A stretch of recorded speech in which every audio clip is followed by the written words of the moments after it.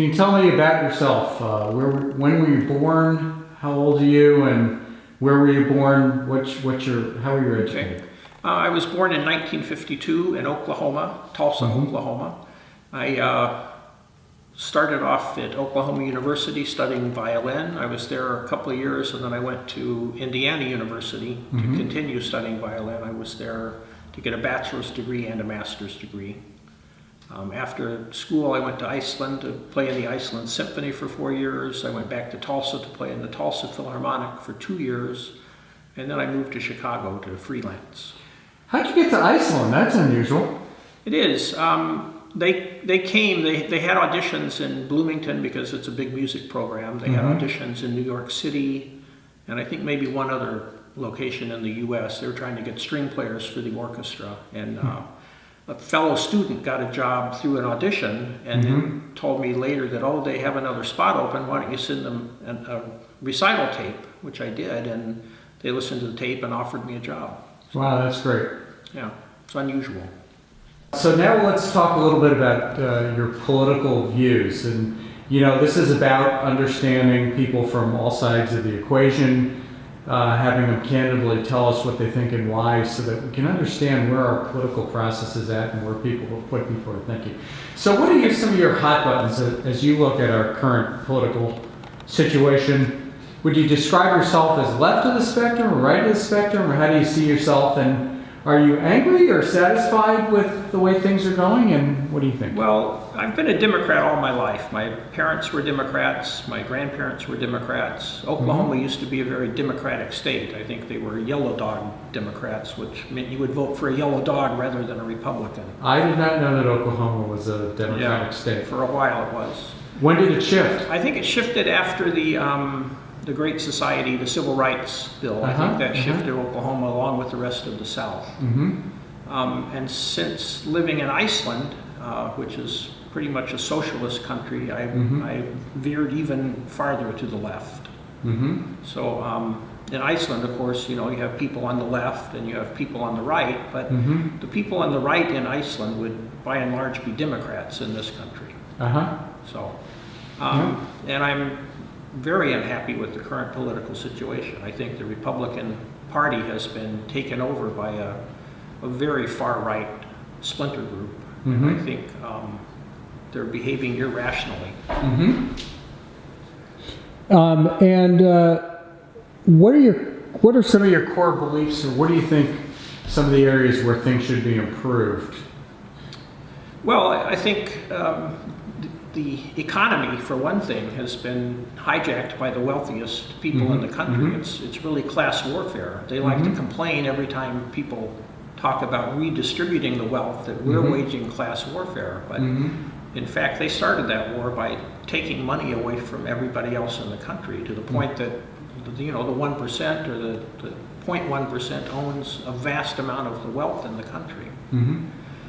So that's a very big issue for me. I think certainly the middle class and the lower middle class should be getting much more in the way of tax cuts, a bigger slice of the pie. And I don't understand why that's not done. It seems to me to be a matter-of-fact solution. So when I talk to some people on the other side of the spectrum, what they say is that the people who have that wealth are the ones who generate all the jobs, and if we reward them, we'll get more jobs. Right. What do you say to that? Well, that's the mythology they tend to believe in. I think Republicans, to a great extent, live in a magical world where evidence doesn't come into play. I think it's, we had the same discussion under Reagan. Yeah. We had the same discussion under George W. Bush. And in neither instance did giving the wealthy people even more money create jobs. The question in my mind is, how much money do you all need before you start creating jobs? Do you have to have 100% of the wealth in the country? Under Eisenhower, back in the 50s, and even under Kennedy in the 60s, the tax rates were much, much higher, and the economy was booming. So why do we think lowering the tax rates is going to get the economy going again? Well, I keep my own views out of it, but I do know, just from the statistics, that the people who have the 1% of the wealth, they've gained all of the gains of productivity over the last few decades. Absolutely. Essentially, almost all of it. Right. Maybe the top 20, 30% have gotten some of it as well, but the Right. 1% have disproportionately gotten their share from the increases. Right, and you know, President Trump likes to boast about how well the stock market does. Well, Mhm. that benefits the 1%, Mhm. or maybe the 5%, but it does not benefit most Americans. They can't afford stock. Mhm. It's meaningless to them. What do you think about Donald Trump? What are some of the things that come to mind as you look at his policies and him? Well, I see him as very erratic, completely unfit to be president. I don't think he Mhm. has the slightest understanding what he's doing. I'm really appalled that the Republican Party would cover up for him Mhm. and lie Mhm. to us about him and protect him at every turn when he's clearly incompetent. Mhm. He shut the government down over nothing. You know, he said he was going to sign, you just bring me a bill and I'll sign it. And then they brought him a bill and he said, no, this is not what I wanted. Well, I'm going to push back a little bit because there is another point of view on that. Even though I have some sympathy for the Democratic point of view on this. I think a case could be made, or some could argue, that the Democrats could let their issues be tackled after we pass a clean bill and we just get the government running. And that was kind of the argument used in 2013 by Obama. What do you think about that? I don't trust the Republicans to keep their word on that. I think if we let go of what little leverage we have right now, they're not going to do anything on DACA. The House is not going to pass DACA because they're in the control of the Tea Party part of the Republican Party, and they're never going to agree to a fix of DACA. Trump didn't have to stop DACA. There was no point for that. He brought this on himself. No Democrat said, we think we need to fix DACA. DACA was fine. And he pulled the plug on it, and it's up to the Democrats to see that it gets put back in. Because these are decent people that are just looking for a chance. Trump's positions are based on fear and division. I think he's straight up a racist. I don't see any other way to explain what he does. Well, appreciate your expressing your point of view. What did you think of Hillary Clinton? I admired Hillary. I think she definitely had personality issues. It's very hard to feel any warmth coming from her. But she's a very smart person. She's very experienced. She understands the world. She doesn't believe in a mythical place called Nambia. And she would have been a much better president. I know there have been all kinds of charges thrown at her for this and that, the email, Benghazi, the Clinton Foundation. But this has all been investigated. They're nothing more than hysterical charges.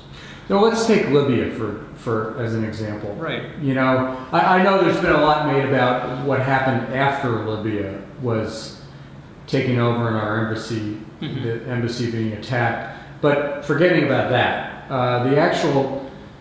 the actual decision that the U.S. made about Libya, I mean, some people have said that it was not well thought through, that there was a lack of judgment there in terms of, Omar Gaddafi, not just preventing him from slaughtering his own people, but which might have been exaggerated, the risk there, but even just the regime change that came into place afterwards. I don't know, some people have said that showed poor judgment. She was Secretary of State at that time.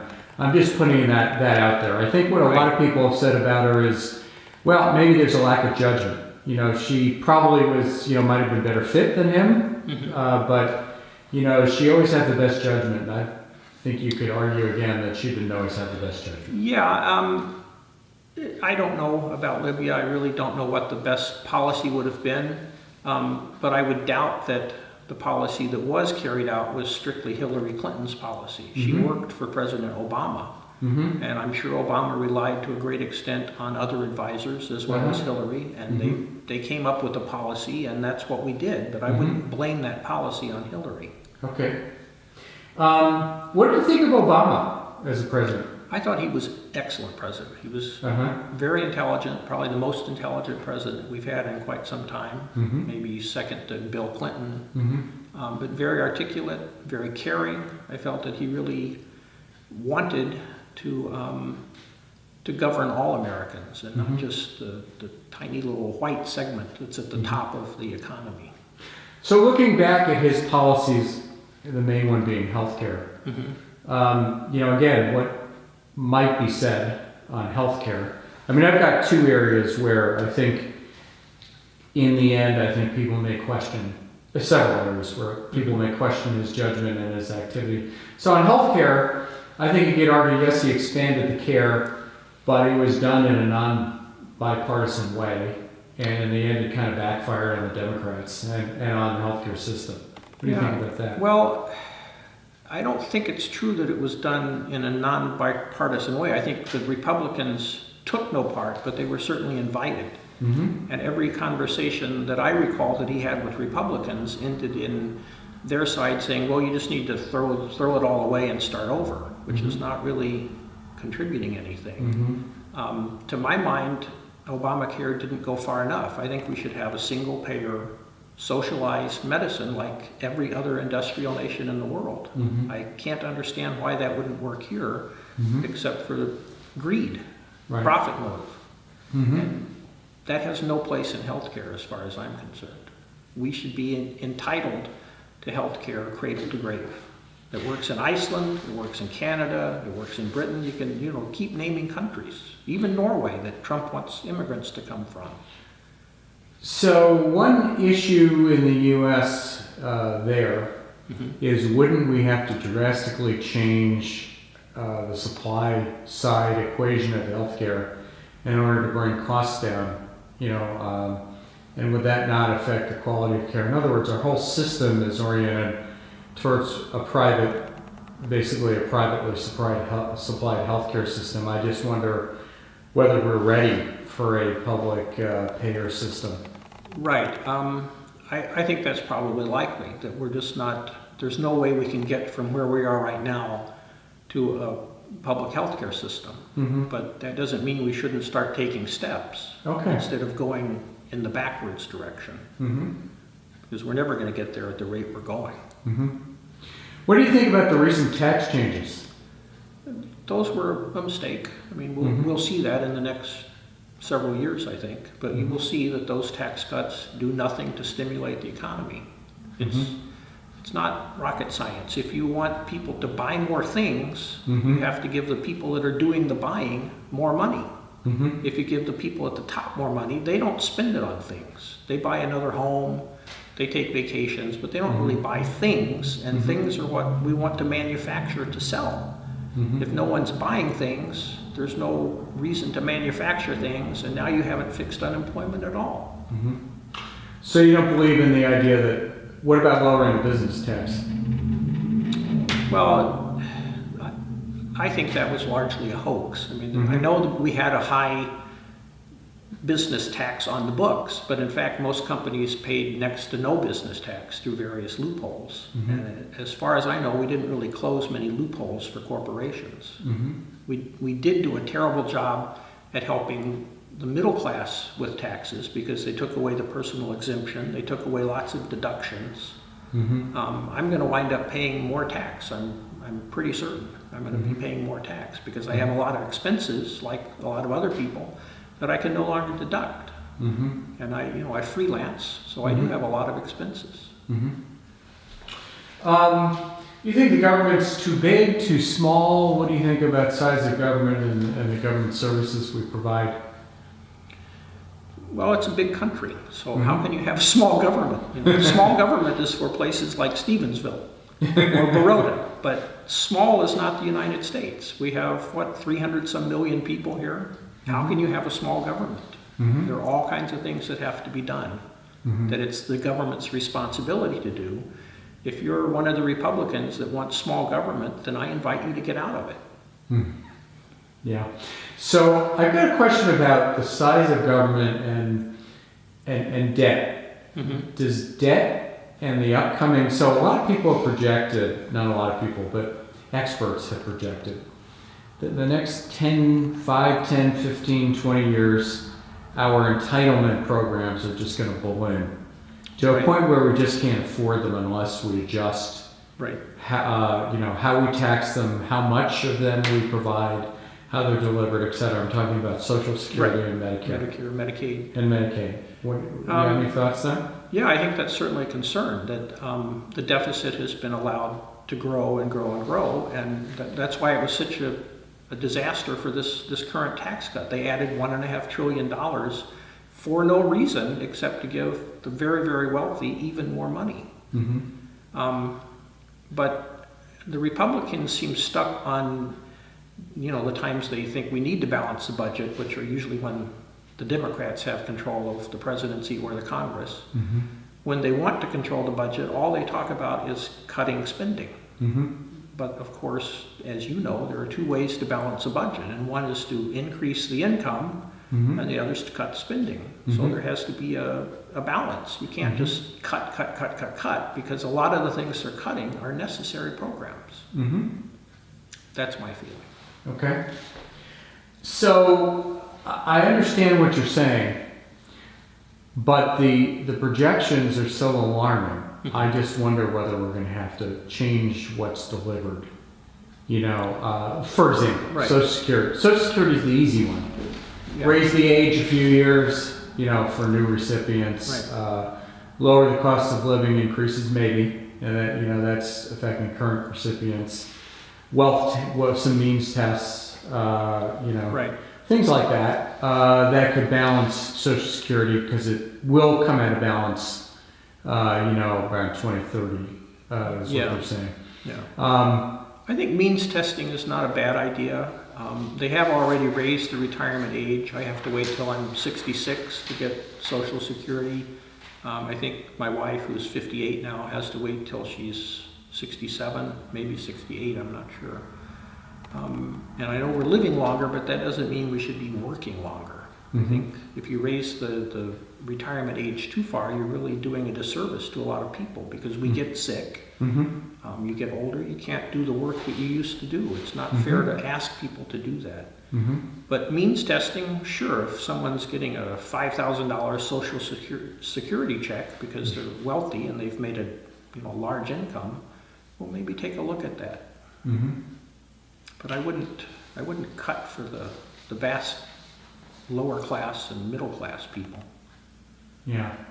Well, there may be a reckoning that comes, Right. especially with the Medicare and Medicaid. That's where the experts are saying that the increases in Right. what the outlays are just going to be unsustainable. And a lot of that, I think, is prescription drug driven. Those costs are just astronomical. They keep going up, and that's another thing that's greed and profit driven, as far as I can see.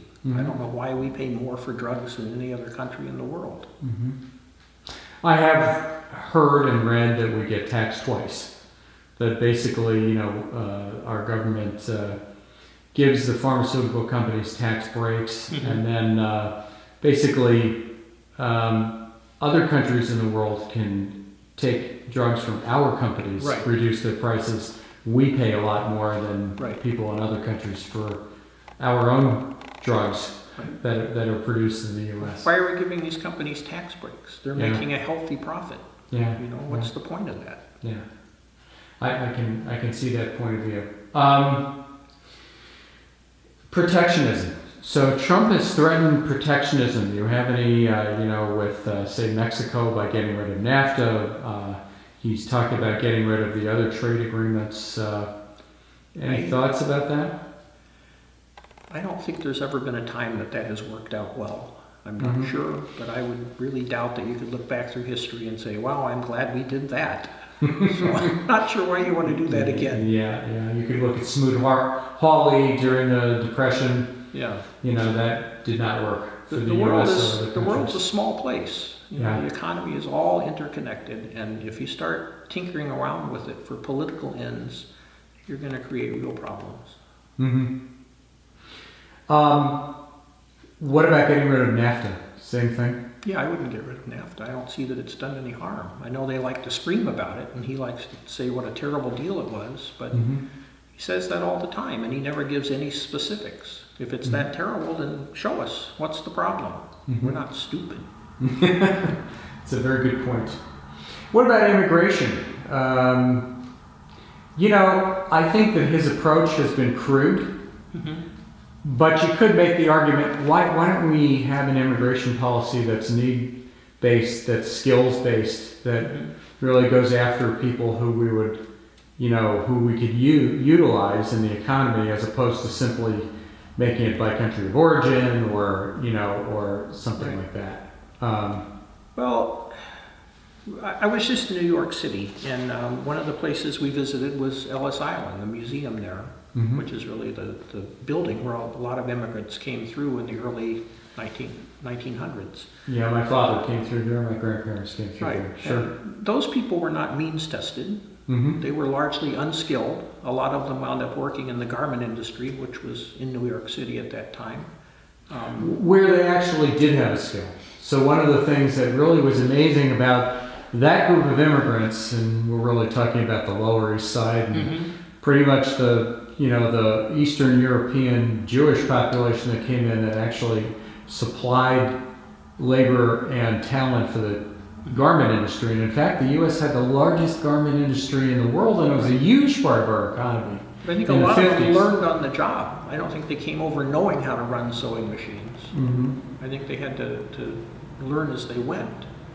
But I think if you look at those immigrants that came over in the early 1900s, the 1910s, their descendants grew up and made this country what it was at the height of our power back in the First World War, the Second World War, the post-war years. We were the king of the world, basically. We were the strongest country on earth, and we were the most accomplished country on earth. We sent people to the moon, and that was all done because we had this large immigrant class that came in and worked hard and built the country.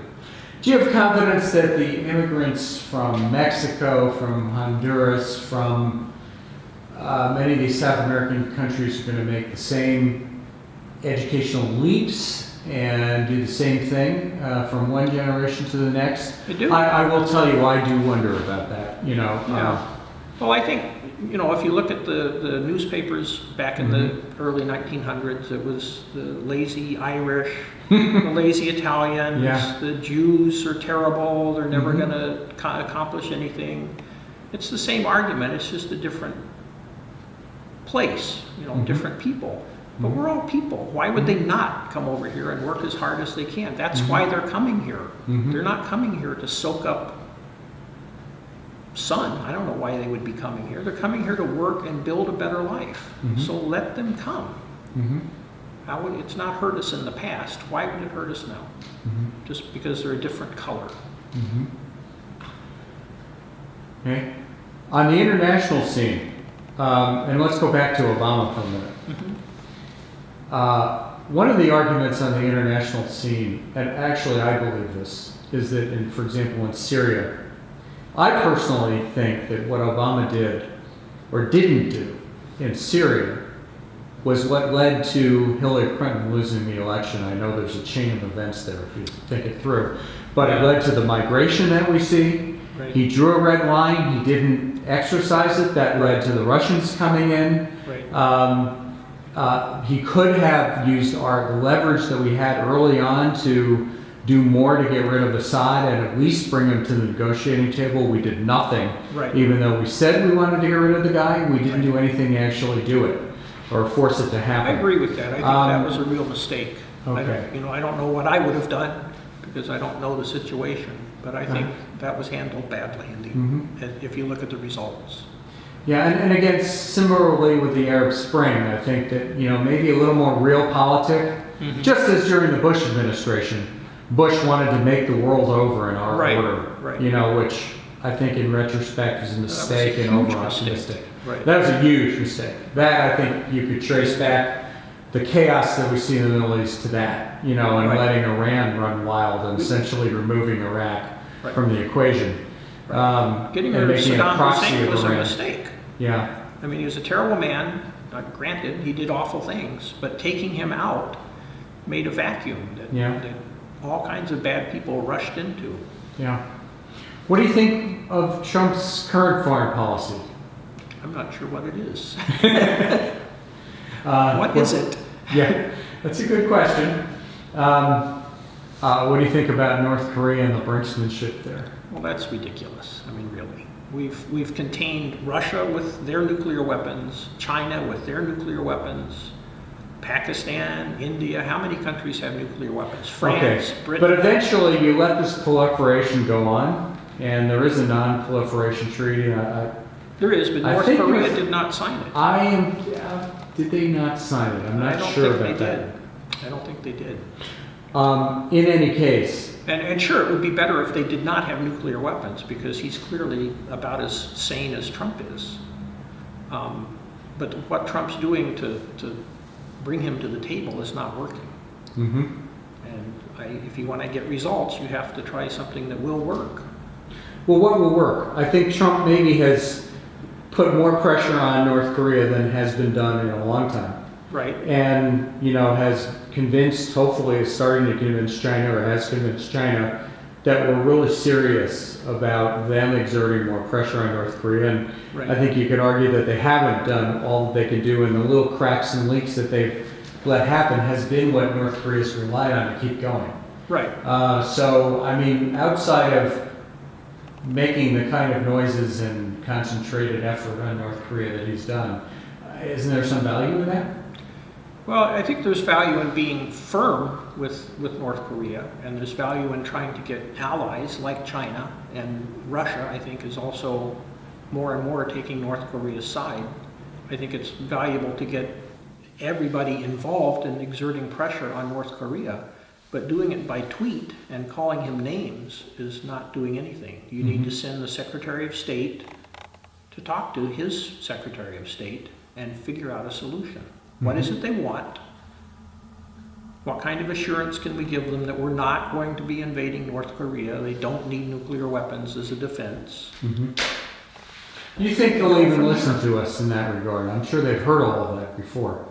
They somehow think that, and you look at history, look at who gave up his weapons, Omar Gaddafi. We took him out. Right. Right. I mean,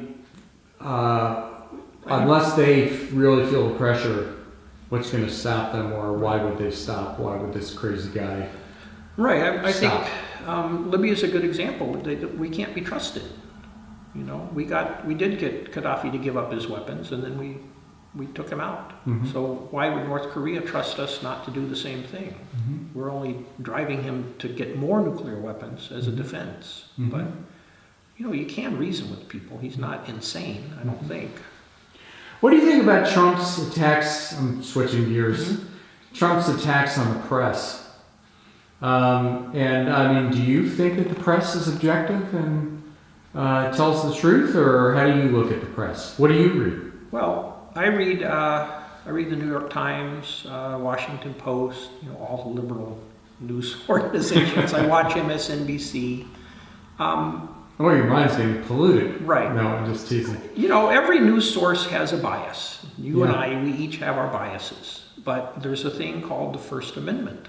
And the First Amendment says you can't trample on the freedom of the press. If I wanted to put a story out in the paper that said you were just the worst liar in Baroda, I'm free to do that. People don't have to buy my paper. You could argue that. You could, come to my office and say, what are you talking about? Well, if I were a public official, yeah. Yeah. If you just said Bill Hurst, the private citizen, is the worst liar in Baroda, could run into that might be a problem. But the press has to be free to write whatever they want. Right. And for Trump to talk about fake news is really eerily parallel to what the Nazis did with the Lügenpresse. It's exactly the same thing, and it's despicable. It should not be tolerated. I think the press, even Fox News, has a perfect right to say what they want. They're the press, and we have a constitution. If you don't want to have a constitution anymore, I guess you could do something about that. Yeah, so we were talking a little bit about Trump and the press. What about Trump's language in general? I know that a lot of people who are on the liberal side of things get upset about it. I know I do. I think that it demeans democracy. It's a problem in that respect. What do you think? Well, I agree with that. I think his use of Twitter is very ill-advised. The things he says are inflammatory by and large. I think he says things just to get a reaction or to make himself feel better about himself. I don't know what his motivation is, but he would be much better served to stop doing that and to take a more reasoned and rational approach. He's really like a bully. And his approval ratings are dropping, I think, in large part because of his persona. But they don't seem to drop below 33%, 35%. Right. What do you think about, there seems to be, his base seems to be very solidly in support of him. Sometimes I don't understand it 100%. Do you understand it? I have an issue with understanding it. Well, that's part of why I'm doing this, because I'm afraid I do understand. I do really want to understand right. why people or what they're angry about and what they think about large government, because I think there's a lot of people who mistrust the federal government right. and these Democrats and what the Democrats have done. Right. And when you listen to their arguments, you can understand some of them. So anyway, what's your perspective on that? Well, I think it goes back to this Republican mythology. I think they've been repeating things to people for decades, basically, about small government, about this and that and whatever, and people begin to believe this fantasy that they've been fed. And Trump comes along and claims to be their savior, and they're ready to believe him. But I think I've come to the realization, and I'm afraid it's true, white people aren't very smart. If you look at Trump's support among blacks and Hispanics, it's way below 35%. And if you look at the Roy Moore election, half of the white voters were ready to elect a pedophile to the Senate. Practically no black voters were ready to do that. Why is that? They don't believe this crazy mythology. They know it's not true. And they're ready to look at a candidate based on logic. And for some reason, white voters, especially less educated white voters, have been hoodwinked. That's my explanation.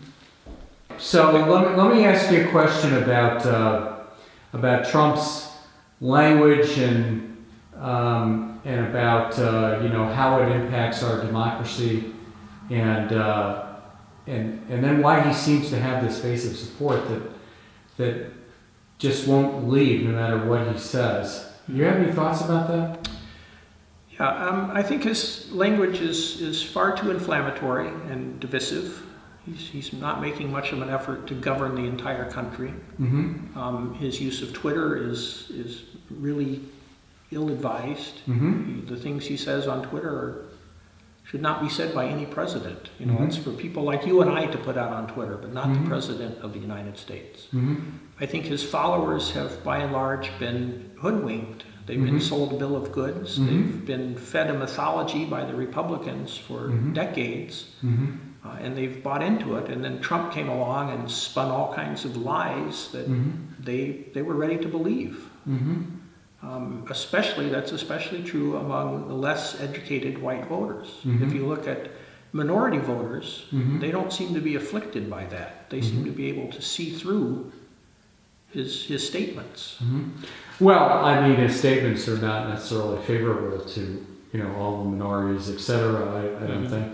But also, I actually just saw a poll that seemed to indicate that he has a slight uptick, amazingly enough, among blacks and Hispanics. I don't know, there is something where he's a very good salesman. He does a very good job. He's a con man. Yeah. He's been a con man all his life. He went bankrupt 6 times. He was still able to get funding for his business ventures. He's a con man. He's a grifter. And if you look at him as a grifter, you see a pattern through his whole life. What do you think about the Russian investigation? Should it continue, or is it bad for the country, or? Well, it should definitely continue. It's not bad for the country to investigate possible misdoing. I'm pretty sure there was some kind of collusion between some members of his campaign staff, maybe not him, maybe it never got to him. But he got elected with the help of the Russians, and they did not do that out of their goodwill. They expected something back, which was probably a relaxation of the sanctions. Uh-huh. I think he's been a stooge of the Russians for quite some time. He's made all kinds of business trips back and forth to Russia. They've had, there were meeting after meeting with Russians and different people on his campaign staff, even the head of the campaign, Manafort, his national security advisor, Flynn. There's something there, and it definitely needs to be investigated because it borders on treason. That's what I think. And if they investigate and find there's nothing there, then fine. But I doubt that's what they're going to find. It's probably money laundering from the Russian oligarchs and blackmail of some kind to get this guy in power so he would help the Russian economy. Don't we need to see evidence of that before we reach that conclusion? I mean, it's certainly possible. There seem to be little indicators, but you never know. I mean, you never know what's true and not true until you see the evidence. Right. So, that's why it needs to be investigated. Yeah. And I think Mueller is the best person to do that. I doubt that the congressional panels are going to do a very good job. No, I don't think so either. Yeah. But it should definitely be looked at, and I'm ready to, watch the evidence and see where it goes. Okay. Yeah. All right. Any closing remarks? Any other thoughts you've got about where we stand right now as a country? Anything that you'd like to say to the people out there? I don't know. I hear a lot of talk about, it's both sides, or you can't trust politicians, or they all do it. Everything, they can't work with any of them, and I think that's a load of hooey. I think there used to be Democrats over here and Republicans here, and there was a nice middle ground. And now you've got Democrats over here, and Republicans are off the scale to the right, and you can't find a middle. I used to negotiate, I probably still do negotiate contracts for the orchestra I'm in, and we go in apart, and you find a middle ground. But if we go in with we want a 50% raise, well, there's no middle ground. You don't meet the crazy side in the middle. You have to find a rational middle ground. And right now we have one rational party, which still has some leftist crazy people. And you have a largely irrational right. There are some moderates, but they've been silenced. I happen to think personally, and I think I've mentioned this, I just think that we all need to go towards the middle. I think the Democrats also, can be bureaucratic and, of course. And I think Obama, unfortunately, if he had been sort of a middle of the ground guy, we might not be where we are today, but it's hard to tell. It's been a tumultuous 8 years that he took on. Right. I think Obamacare really, upset the apple cart in many ways. Well, I think it was never sold properly, for one thing. Right. And he did not have the sales skills that the current president has. He didn't, but I think he wasn't expecting the degree of hostility that the Republican Party came in with, simply because he was a black president. I'll never believe there wasn't a racial aspect to that. And I think, they did everything they could to sabotage him, even though the good things he did was to turn the economy around. He pulled us out of that recession. It was a huge recession. He dropped the unemployment numbers every quarter. He cut the deficit, I think, every quarter. Certainly dropped and dropped and dropped. So he did a lot of good things in spite of the Republican intransigence. And I think, since living in Iceland, I realized that every country has their own idea of where the middle is. And I think for a lot of the rest of the world, a lot of the rest of the Europeans anyway, the middle is far to the left of where we are willing to see the middle. And I don't think we can disbalance the current Republicans and the current Democrats. I think the middle lies much farther to the left in this country than we're willing to accept at the moment. Okay, well, thank you very much, Michael. I really appreciate you talking to us, and we're looking forward to publishing this on supportthecenter.org, and along with people from other viewpoints as well. So thank you very much.